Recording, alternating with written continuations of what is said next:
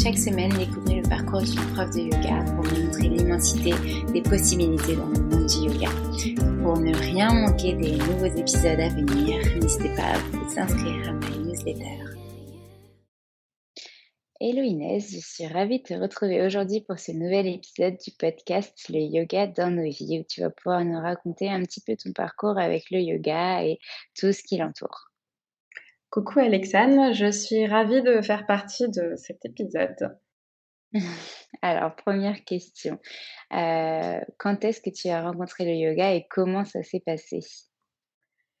Alors c'est difficile de donner une vraie date et un vrai jour. Le chemin du yoga est venu vers moi à travers, plutôt la partie, plus la philosophie orientale. Donc je suis intéressée par la philosophie en général depuis que je suis toute jeune et je me suis tournée principalement vers les philosophies bouddhistes et orientales vers 2010-2011 avec, pas mal de lectures autour de ce sujet et c'est ce qui m'a donné au final envie d'aller plus vers la méditation, jusqu'à vraiment aller à mon premier cours de yoga.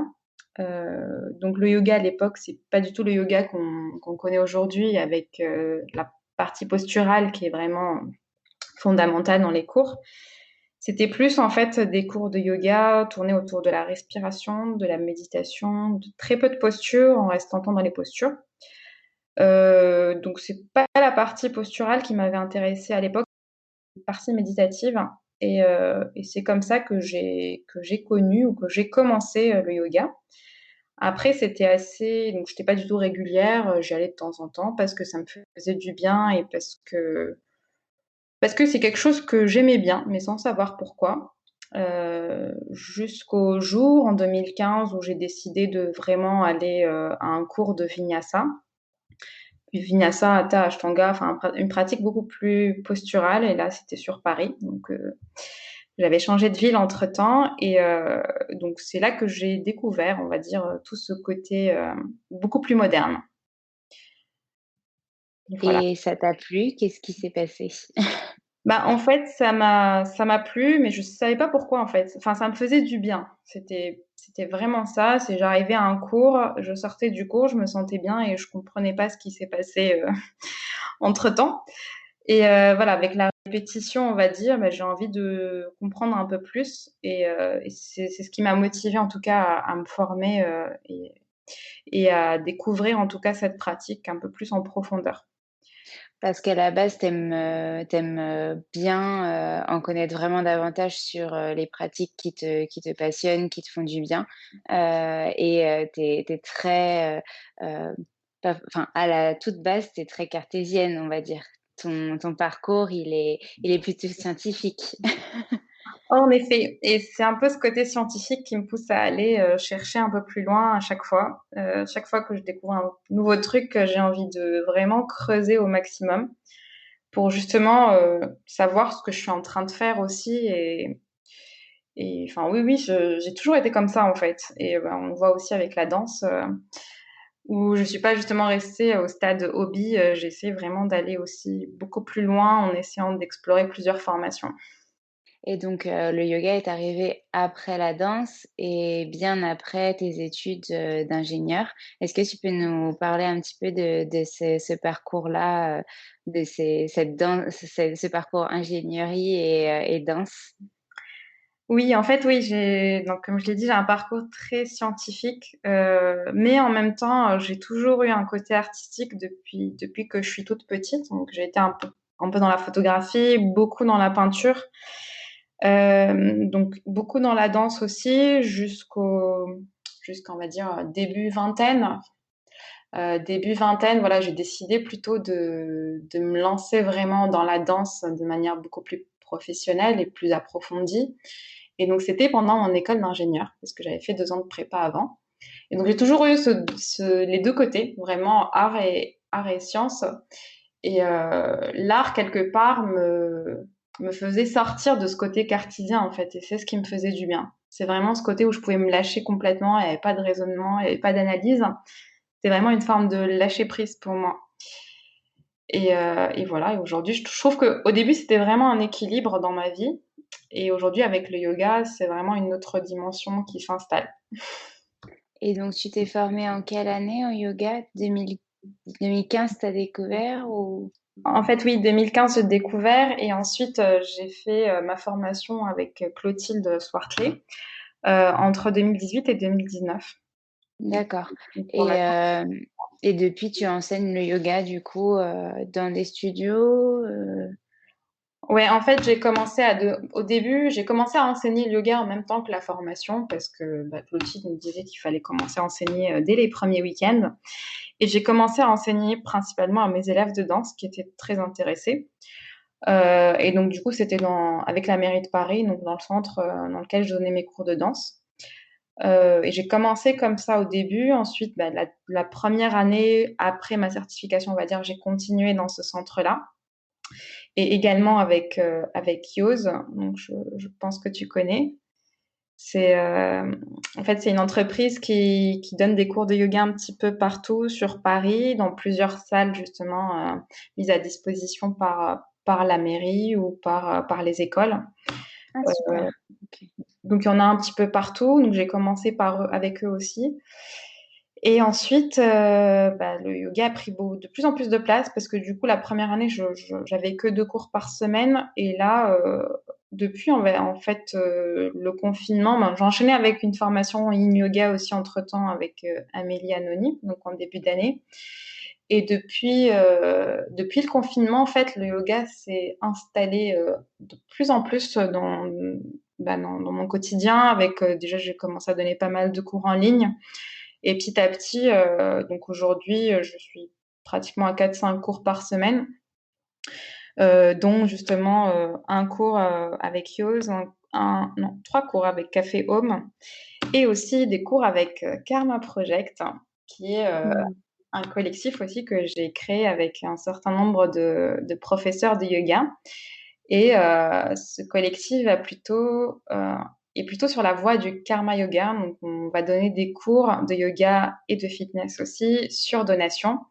Et une partie des donations, 45%, est reversée à des projets caritatifs. Et chaque projet est choisi, on a un projet mensuel en fait. Donc, tous les mois, on va changer de thème, on va changer d'association, on va essayer de cibler soit les causes du moment, donc ça peut être des causes en lien avec le Covid ou avec par exemple récemment l'explosion au Liban, soit des causes qui vont être plus locales ou des projets qui vont nous tenir à cœur avec des actions très concrètes. Donc voilà, donc n'hésitez pas à aller sur Karma Project et Mm. découvrir le collectif et les superbes profs qui sont avec nous. Oui, je suis ravie de faire partie de ce projet et je le conseille évidemment. Et d'ailleurs, je voulais aborder la question de comment t'es venue cette magnifique idée. Oui, ça c'est une bonne question. En fait, l'idée m'est venue de quelques voyages que j'ai eu à l'étranger, dont principalement un, je pense, qui a vraiment éveillé cette idée. Donc c'était à Aruba, donc je ne sais pas si tu connais. Mm, mm. C'est dans les Non, Caraïbes néerlandaises, en fait. C'est une île juste d'accord. à côté du Venezuela. Et du coup, j'avais pris quelques cours là-bas, parce que chaque fois que je vais à l'étranger, je prends des cours de yoga. Euh, Super. Et donc, du coup, j'étais tombée sur une pratique de karma yoga où le cours était sur donation.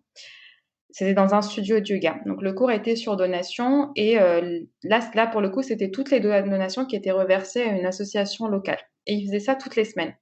Et j'ai trouvé franchement l'idée extraordinaire et je me suis dit, le jour où j'ai mon studio, j'aimerais mettre ça en place. Et donc, comme bon, j'avais pas de studio, donc j'ai laissé cette idée de côté.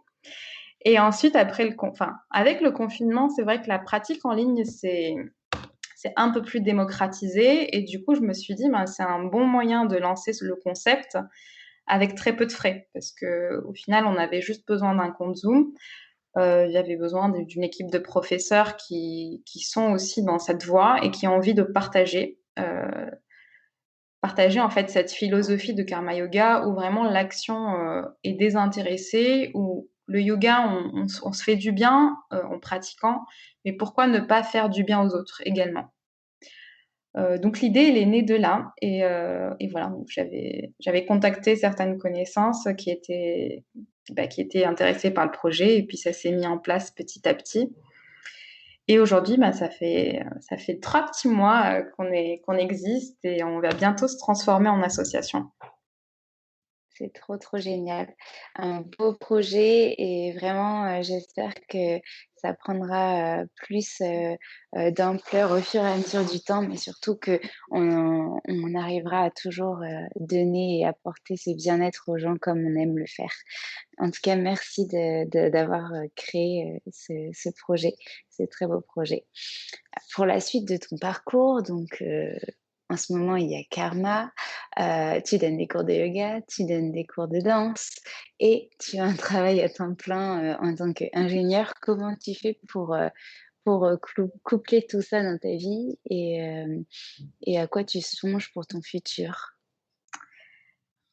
Comment je fais? Ben, on me pose souvent la question et on a commencé à me poser la question quand j'ai commencé à donner des cours de danse. Donc, à l'époque, je donnais juste un cours de danse par semaine et on me demandait comment je faisais avec le boulot. En fait, la réponse est, je pense, simple. C'est parce que j'ai pas l'impression de travailler en fait quand j'enseigne. C'est quelque chose qui fait partie de moi en fait. Il y a des gens en fait qui vont aimer sortir ou avoir une activité. Moi, c'est mon activité, c'est mon moment à mon transmission. Et c'est pour ça que c'est pas quelque chose qui a été. Enfin, y a pas eu de prise de tête en fait sur ces activités complémentaires. Après, en effet, plus le nombre de créneaux augmente, bah, plus ça devient compliqué parce que la danse et le yoga ont pris beaucoup plus de place que mon activité principale. Et du coup, bah, ça a forcément remis en question certaines choses. Et donc forcément, je me suis posé pas mal de questions sur justement le lien entre tout ce que je suis en train de faire, entre ce côté artistique, la philosophie du yoga et la partie scientifique. Et voilà, je suis dans une transition en fait, j'ai envie de dire en ce moment, et je suis en train de réfléchir justement à une reconversion ou à pourquoi pas tester, essayer et voir ce que la vie va me proposer ou là où elle va m'emmener, on va dire. Mm. Et ce métier d'ingénieur te plaît toujours pour l'instant? Il me plaît, en fait, le côté scientifique me plaît, le côté analytique aussi me plaît. Il y a certaines choses qui me plaisent dans ce métier. Ensuite, le métier d'ingénieur, le problème, c'est que ça dépend du domaine. Et donc, moi, le domaine actuel ne me plaît pas. Mais ce côté ingénieur me plaît parce que ça m'apporte énormément déjà dans le yoga, dans ma manière de structurer, dans la manière d'organiser et de transmettre. Euh, mais le cœur, on va dire le domaine dans lequel je suis actuellement ne me plaît pas. Donc le domaine, c'est les télécommunications. D'accord, ok. D'où le fait que tu te poses quand même pas mal de questions entre ce lien avec l'art, le yoga et enfin l'art que tu transmets avec la danse et ce métier. Et puis en effet, avoir 5 créneaux de cours plus un boulot à temps plein, c'est quand même compliqué. En effet. Et puis c'est vrai que quand on se dit: «Non, mais je veux le garder en passion», il y a quand même une part de nous qui se dit: «Oui, mais c'est quand même une passion que j'ai vraiment à cœur de transmettre» et cette question, de son travail, à temps plein se pose aussi. Je sais que je suis un peu dans le même dilemme que toi actuellement, sauf que j'adore vraiment mon boulot, donc je suis pas encore du tout prête à le quitter, et je pense que pour l'instant, c'est pas du tout ce que j'envisage, mais j'adore aussi transmettre le yoga, j'adore, donner des cours, même s'il y a des jours où on est dans un mood un petit peu plus négatif et qu'on traîne un petit peu des pieds pour y aller. Une fois que la séance est finie et qu'on voit les élèves bien, on se dit: «Waouh, c'est trop bien, j'ai vraiment envie de continuer, de recommencer». Et ouais. Et après, en fait, je me suis posé beaucoup de questions. Au final, je pense qu'il n'y a pas de fin en soi, hein. Je pense qu'on peut très bien trouver un équilibre avec Oui. notre métier actuel, tant que c'est toujours aligné, en fait, tant qu'on est aligné avec ce qu'on a envie de faire. Mais c'est pas une fin en soi, je pense. Et c'est peut-être pas facile aussi de changer, de se reconvertir complètement si c'est pas notre mission de vie. Donc, je pense qu'il faut vraiment être à l'écoute et bien se poser les bonnes questions avant, avant voilà, de changer ou de penser à une reconversion parce que c'est pas simple. C'est sûr, ouais, ça prend du temps de prendre ce genre de décision, mais Ouais. on a le temps. Et puis je pense que le confinement a aussi pas mal aidé à se poser des questions.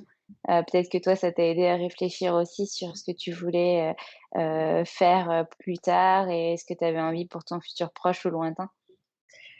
Oui, en effet, parce que c'est un temps de pause. Donc, c'est un temps où, comme j'ai une vie quand même très active, donc le fait de me poser complètement, d'être chez soi, de se recentrer, donc ça m'a permis déjà d'approfondir ma pratique, mon chemin intérieur, et ça a rendu, on va dire, le chemin un peu plus clair. Parce que comme on est très active, je pense que toi aussi tu dois l'être, comme on est vraiment dans le yang, et qu'on enchaîne les choses, on a besoin de temps, parfois juste de se poser pour essayer d'y voir plus clair, parce que ça commence à être flou quand on enchaîne les choses. Mais pour moi, en tout cas, le projet de reconversion, je l'ai depuis quelques années en tête, déjà avec la danse, et le yoga n'a fait que voilà, provoquer cette envie de découvrir, d'aller plus vers le monde du bien-être. Je pense que c'est ça que j'ai envie d'explorer. Après, je pense que la reconversion se fera quand...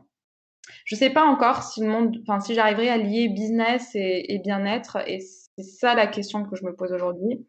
Je pense qu'il faut que je teste pour voir si on peut trouver un chemin enfin, avec lequel on est aligné, justement. Mmh. Mais enfin, qu'on se le dise, quand on donne un cours, il y a toujours ce petit aspect business. Mais d'un autre côté, quand on le donne en sachant qu'on a notre travail à temps plein à côté, on n'a pas ce stress Oui, du business, de se dire: «Bon, bah, je dois payer mon loyer à la fin du mois, je dois manger» et cetera. On a déjà le travail, en CDI qui nous procure ce sentiment d'être rassuré et de confort, on va dire. Et donc du coup, le fait de donner, des cours à côté, ça nous procure juste, du plaisir et on fait pas vraiment attention. Alors oui, on fait nos comptes, mais on fait pas vraiment attention à ce que le cours va nous rapporter, en soi. Ça je pense que ça a moins d'importance que quand on est professeur de yoga, de danse ou coach sportif tout court, à temps plein, c'est sûr. ouais. Et Donc ce côté business, oui, on l'apprend que si on que si on quitte vraiment son travail. oui, et ça, je pense que c'est important aussi parce que, par exemple, je sais pas si je pourrais donner 20 cours par semaine. Et ça, je pense que c'est quelque chose qui me tente pas du tout. Donc, parce que de toute façon, je le sens à partir du moment où les semaines où j'ai eu quelques remplacements, j'ai donné un peu plus de cours que d'habitude. On sent qu'il y a moins de créativité, je sais pas comment expliquer, mais la transmission n'est pas la même en fait. Euh, Mmh. Après, je pense que c'est propre à chacun. Mais moi, en tout cas, j'ai plus envie d'aller vers des ateliers, vers explorer de nouvelles choses, en fait, dans le yoga, pas forcément rester sur des cours classiques. Et c'est ce que j'ai envie de mettre en place aussi dans les prochaines semaines et les prochains mois. Donc, voilà. C'est super. Non, mais c'est super et je te rejoins tout à fait dans le fait que, personnellement aussi, physiquement, je me sentirais pas du tout prête à donner, jusqu'à 10 cours par semaine, même plus, quoi. C'est aussi ça, ce choix, de juste le donner par passion, 2-3 fois par semaine. Déjà 5 fois, c'est quand même beaucoup physiquement, surtout que la danse, ça te demande aussi beaucoup, beaucoup d'énergie. Hem de rien, on se rend pas compte, mais donner un cours de yoga, surtout en plus en confinement, quand on devait, tout montrer à la caméra, en fait, on fait la pratique, en même temps on parle, en même temps on dit: «Machin corrige, attends je t'ai vu, avec ton petit carré sur l'écran», enfin c'est assez, physique. À la fin du cours, tu as fait le même cours que tes élèves, quoi, tu transpires et tout. Donc ouais, je me serais pas vue personnellement, même pendant le confinement, donner 10 cours par semaine. Et même aujourd'hui, je me sens pas capable, mais je suis admirative de ces profs qui le font. Ouais. En effet, après, je pense que de toute façon, il n'y a pas de. Il faut juste être OK en fait avec ce que. Si Ouais, le bah, rythme comme tu vous disais. convient, C'est pour ça que je te disais tout à l'heure, il n'y a pas d'objectif en soi. À partir du moment où on trouve un certain équilibre, c'est juste parfait.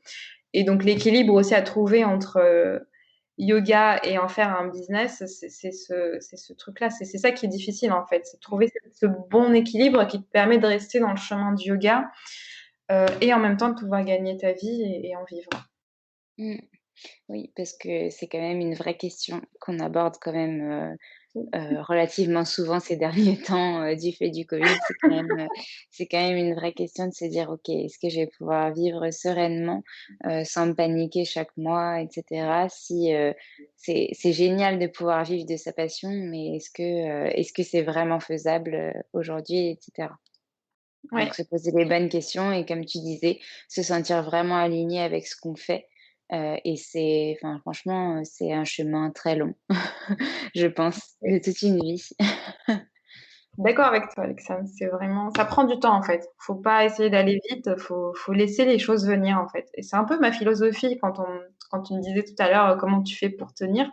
Certes, il y a de l'action parce que je vais donner les cours, mais je me mets pas de pression. Je suis là pour partager. Je suis là pour me faire du bien aux autres et je laisse juste les choses venir. Si ça marche pas, je passe à autre chose et puis je me prends pas. J'essaie de pas me prendre la tête en fait tout le temps.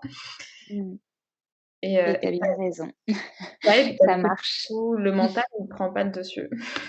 Oui, c'est vrai. En pleine conscience et sur un petit nuage. C'est ça. Est-ce que tu aurais quelque chose à rajouter pour tes futurs projets? Du coup, on en a un petit peu parlé, de ce que tu voulais faire par la suite. Est-ce que tu fais, de nouvelles choses autres que des cours de yoga à proprement parler, peut-être plus d'ateliers? Est-ce que tu as déjà des idées sur des ateliers que tu aurais envie de mettre en place? Oui, j'ai déjà pas mal d'idées. Donc j'ai déjà organisé un atelier yoga fondation sur 5 semaines où on va vraiment aborder, les bases du yoga et je pense que cet atelier, il sert énormément, avant même d'aller sur le tapis. C'est-à-dire que pendant Mmh. l'atelier, on va vraiment aborder, les piliers du yoga, la philosophie du yoga, pourquoi on est sur le tapis, qu'est-ce que je dois savoir, quand je suis sur le tapis. Notamment sur tout ce qui est respect du corps, l'honnêteté envers soi, enfin toutes les bases en fait du yoga. Bon, on a aussi parcouru toute la partie respiration, les bandas, enfin toute la base avant d'aller ou même pour explorer un peu plus le chemin du yoga, et c'était principalement pour du yoga vinyasa. Ensuite, les ateliers que j'ai envie d'explorer, ça va être principalement autour du yin-yang. Je suis très sensible à cet univers, donc l'équilibre entre le yin et le yang. Je pense que ça fait partie de notre quotidien. Ensuite, j'ai envie aussi d'aller vers du yoga avec de la dégustation aussi, donc pourquoi pas vin, chocolat, j'ai pas mal d'idées. Et aussi un atelier probablement sur les chakras, sur explorer les 7 chakras sur 7 semaines. Donc j'avais fait des chakras un thème, mon thème principal l'année dernière dans mes cours et je pense que je vais renouveler cette année mais sous forme d'atelier. OK, c'est super, tu as plein d'idées.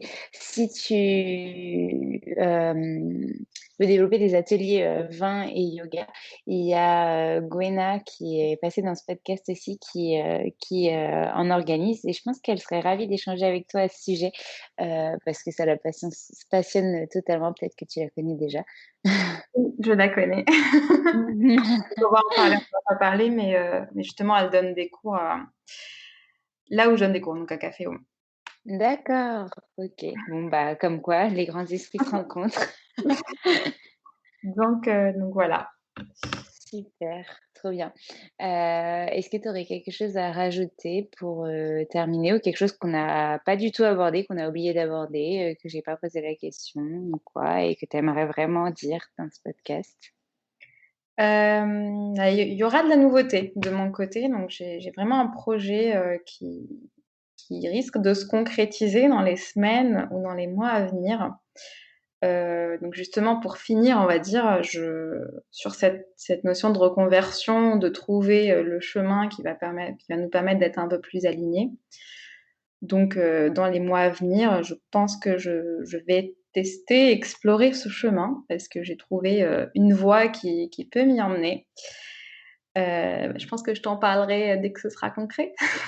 OK, super. J'ai vraiment hâte de savoir et je pense que nos auditeurs ont hâte de savoir aussi et on fera une petite com supplémentaire, quand ce sera vraiment acté pour toi. Ça marche, merci Alexane.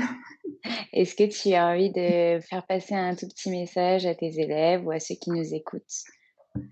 À mes élèves, principalement, bah, merci en tout cas pour tout ce que vous m'apportez au quotidien, parce que on me remercie souvent pour les cours, pour aussi tout ce que je peux véhiculer à travers un cours, à part la pure pratique physique. Et moi, je veux les remercier parce que ils m'apportent en fait quotidiennement, et c'est grâce à eux qu'on évolue en fait. Sans eux, Mmh. en fait, on ne pourrait pas aller plus loin tous les jours. On n'aurait pas envie de découvrir, je pense, autant qu'on le fait aujourd'hui, cette philosophie de vie. On n'aura pas, en tout cas, les mêmes opportunités qu'aujourd'hui. Et à ceux qui nous écoutent, bah, je suis ravie de présenter en tout cas mon parcours, et vraiment merci Alexane de me donner cette chance. Bah, j'espère que ça va vous inspirer ou pas et que vous avez envie, voilà, de vous aussi trouver votre propre chemin, parce que c'est vraiment, on se pose tous cette question à un moment de notre vie, et c'est pas une question à laquelle on trouve une réponse en quelques. C'est vraiment c'est vrai, ça prend du temps, donc n'hésitez pas à prendre le temps qu'il vous faut, à tester, explorer, surtout vous écouter, parce que c'est vraiment un chemin très long. Enfin, moi, honnêtement, pour arriver à cette opportunité qui risque d'arriver, de se concrétiser dans les mois à venir, enfin, j'ai ça en tête depuis vraiment des années. Et ça s'est construit avec le temps, en fait. Ça ne vient pas du jour au lendemain. C'est vraiment, c'est pour ça qu'il faut voir ce qu'on a envie de faire et prendre le temps d'explorer pour justement en arriver. Arriver justement à ce qu'on a envie de faire. Donc n'hésitez pas à prendre le temps qu'il vous faut, et surtout ne subissez pas quelque part avec un chemin qu'on vous a imposé. Mmh. Très, très intéressant et vrai et c'est vrai qu'encore beaucoup trop de personnes subissent des choix qu'on leur a dictés sans vraiment savoir ce qu'ils ont envie de faire, sans se poser sur ce qu'ils ont envie ou alors en sachant au fond d'eux que ça ne leur correspond pas, mais sans savoir ce qui pourrait vraiment leur correspondre et donc c'est vraiment, important, c'est un long chemin. Rien n'est obligatoire, c'est juste vous et c'est tout. Et ce que tu disais en plus avec, le fait qu'on ne serait rien sans nos élèves, c'est vrai. On ne pourrait pas enseigner à personne. On ne pourrait pas partager et envoyer toutes ces ondes qu'on a envie d'envoyer, à un mur et s'il n'y avait pas toute cette réceptivité, on ne serait pas ce qu'on est aujourd'hui. Donc oui, merci à nos élèves, merci à tous ceux qui nous suivent au quotidien et nous motivent Oui, juste par le fait de venir à nos cours. ouais, c'est clair. C'est eux qui font tout, en fait. Ouais, c'est vrai. Merci beaucoup Inès d'être, venue ce soir, on est le soir, dans cet épisode et de t'être confiée à nous, à moi, d'avoir pris ce temps pour nous expliquer un petit peu ton parcours et puis j'espère à très vite. Merci beaucoup, beaucoup, Alexandre, vraiment pour cette opportunité. J'étais ravie de partager avec toi bah, mon parcours. Et voilà, j'espère qu'on aura encore l'occasion d'échanger peut-être sur toi la prochaine fois. On verra. Merci beaucoup, à très vite. Merci. Vous voulez soutenir le podcast Le Yoga dans nos vies, n'hésitez pas à laisser une petite étoile ou un petit commentaire sur Apple Podcast ou à m'envoyer un petit message privé, ça me fera très très plaisir. À très vite.